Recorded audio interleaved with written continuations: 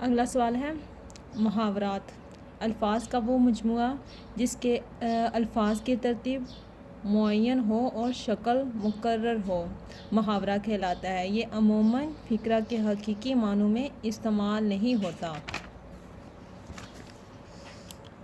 مثلاً پاؤں توڑ کر بیٹھنا یا عقل کے گھوڑے دوڑانا، لیکن محاوروں کے الفاظ سے ان کے اصل معنی کا اشارہ ضرور ملتا ہے، جیسے پاؤں توڑوانا معذوری، جبکہ عقل کے گھوڑے دوڑانا سوچ کی تیز رفتاری کو ظاہر کرتا ہے۔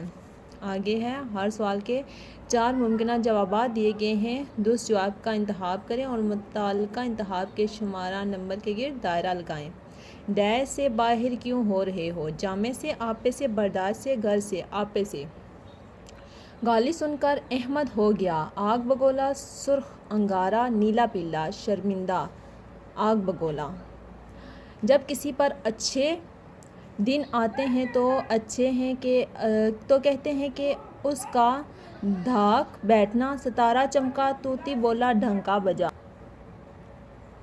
ستارہ چمکا۔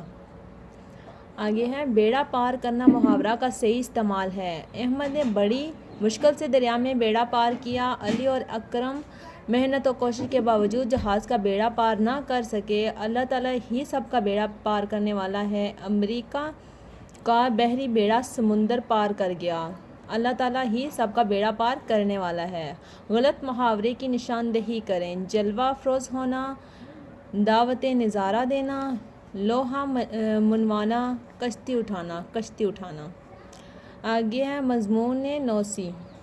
مضمون نویسی سے مراد کسی بھی موضوع پر اپنے خیالات، حالات و واقعات کو جامع اور پر اثر انداز میں بیان کرنا ہے۔ مضمون کسی بھی سیاسی، سماجی، تعلیمی، اصلاحی، ادبی اور حقیقی عنوان پر لکھا جا سکتا ہے۔ مضمون لکھنے سے پہلے ذہن میں اس کا خاکہ تیار کر لیا جاتا ہے۔ مضمون کو 3 حصوں میں تحریر کیا جاتا ہے۔ سب سے پہلے تمہید یعنی آغاز، اس میں موضوع کے متعلق تعارف لکھا جاتا ہے۔ تمہید زیادہ طویل نہیں لکھتے۔ اگلے حصے میں متن درج کیا جاتا ہے۔ اس حصے میں تمام معلومات، فوائد و نقصانات، مثبت اور منفی پہلو موضوع کے حق میں یا خلاف دلائل ترتیب وار لکھے جاتے ہیں۔